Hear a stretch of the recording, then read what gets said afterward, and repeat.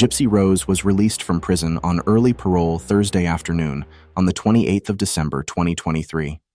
She was picked up from the prison's gate by her husband, Ryan Anderson, and went to buy new shoes.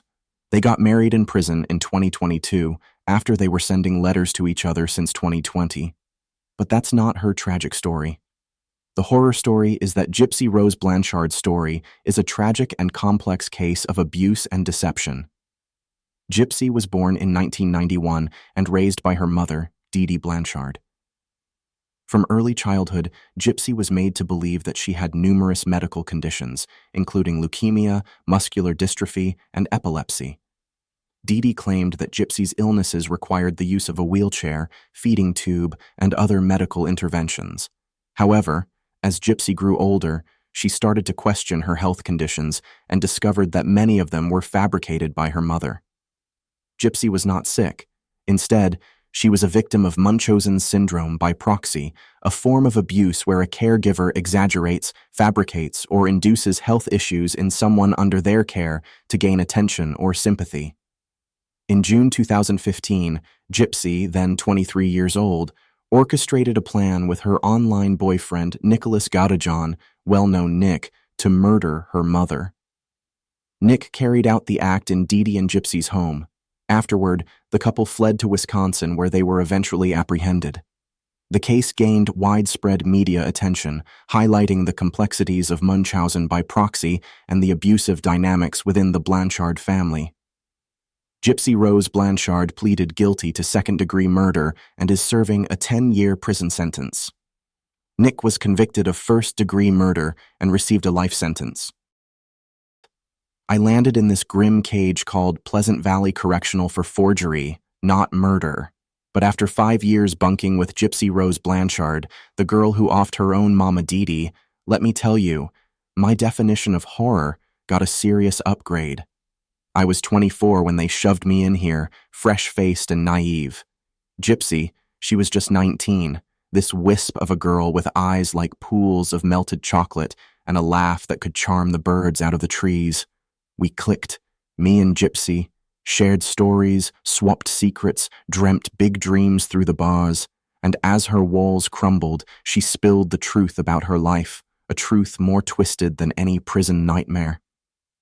Dee, Gypsy's mom, wasn't the doting saint the world saw. She was a master manipulator, spinning a web of lies about Gypsy's health, from muscular dystrophy to cancer, just to keep her daughter trapped, dependent, a living cash cow. Gypsy told me stories of wheelchairs she didn't need, surgery she never had, medications that dulled her mind and body. The horror wasn't in the physical abuse, though that was there too. It was the slow, suffocating control, the constant gaslighting that warped Gypsy's reality. Then came Nick, met online, fell head over heels, saw through Dee's charade like a hawk through tissue paper. Gypsy, starved for love and freedom, clung to him like a lifeline. Together, they hatched a plan, a desperate, messy plan, as fragile as a spiderweb, fueled by fear and a warped sense of justice. The details, they haunt me still. The fake emergency call, the masked stranger, the struggle, the scream that echoed through the cell block like a banshee's wail. Dee was gone, and Gypsy felt relief, yes, but also a hollowness that swallowed her whole.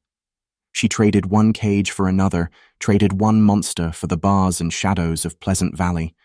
Living with Gypsy, I saw the horror firsthand, the nightmares that racked her sleep, the haunted look in her eyes, the way she flinched at every creak of the floorboards. She was free, technically, but the scars, they ran deeper than any prison walls.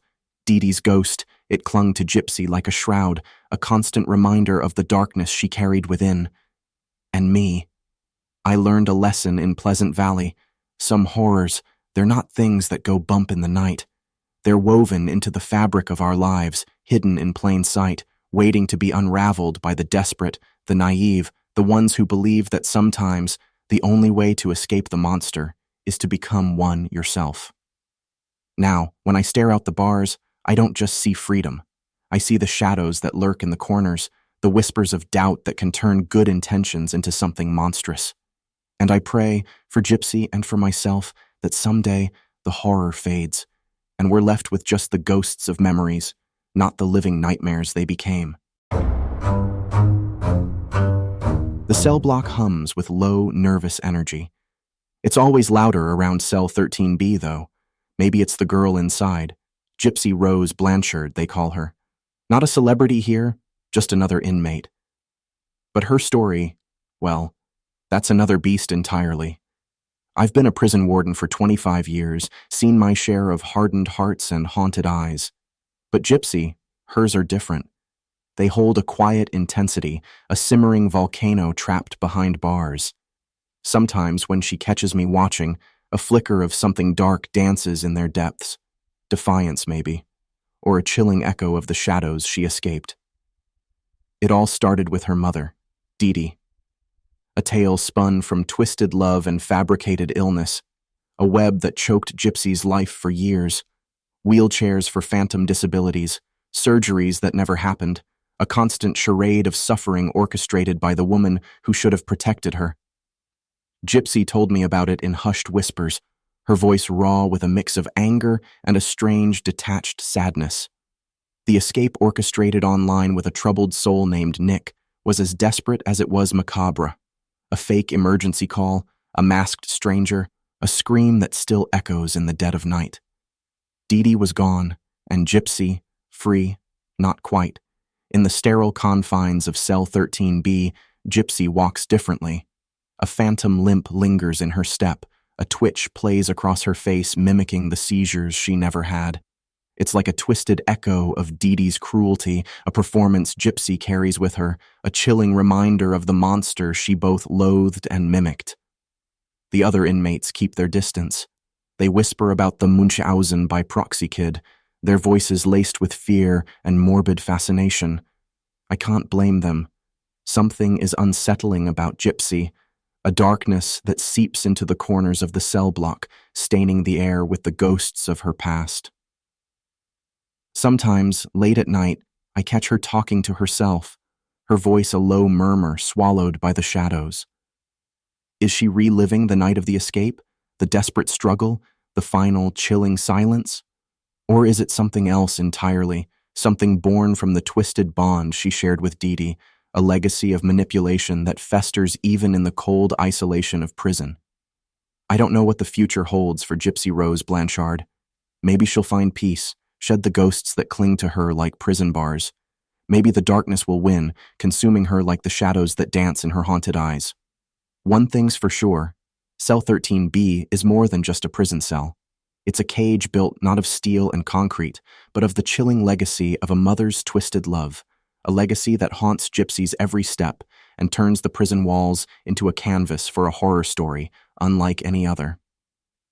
And as I walk my rounds, the hum of the cell block growing louder with each step, I can't help but wonder, is the real horror Gypsy Rose Blanchard, or the monstrous shadows she carries within?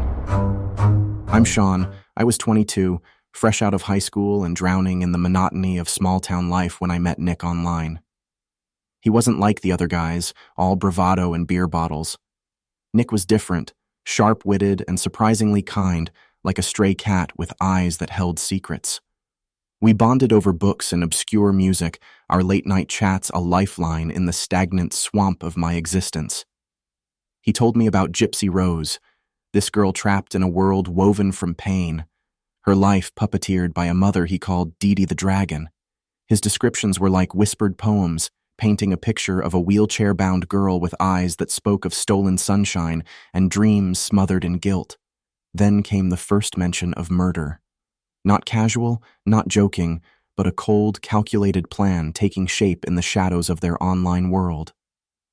Dee, the master manipulator, the weaver of illness, would be silenced. The details he shared were fragments, chilling puzzles scattered across our midnight conversations. A fake emergency call, a masked stranger, a scream swallowed by the anonymity of the internet. I told myself it was morbid fantasy, an elaborate escape valve for two souls suffocating in their gilded cages. But as the plan solidified, Nick's voice took on a chilling edge, the excitement morphing into an unsettling hunger. His once gentle humor turned barbed, his jokes laced with morbid undertones. The night Dee met her end arrived like a whisper in the wind. Nick's call was brief, his voice flat, the deed done. Relief, I should have felt, but instead, a cold dread coiled around my heart. He was free, yes, but at what cost? Visiting him here in this bleak concrete tomb, our friendship feels different. The spark in his eyes, once playful, now burns with a cold, predatory glint. He talks of Gypsy, but the love has curdled into something possessive, a chilling ownership that sends shivers down my spine. Sometimes the shadows in his cell seem to twist and writhe, taking the shape of Dee's ghost, a silent witness to the monster Nick has become. And I wonder, with a growing, icy fear, if the plan wasn't just about escape, but about forging a new cage, one with bars forged from lies and a darkness that knows no escape. The horror, you see, isn't just in the blood and the scream, but in the way it warps the soul, leaving shadows that dance on the edges of sanity. And in those flickering shadows, I see a future where the monster isn't just Dee, but the very son she twisted, the friend I thought I knew, and maybe, just maybe, even myself. The prison walls may hold Nick's body, but the real cage, the one built from the bricks of darkness and despair, that one holds us all. And as I walk away, the echo of my footsteps blending with the mournful groan of the prison gates, I can't help but wonder, am I just another inmate in this twisted narrative, waiting to be consumed by the shadows of my own making?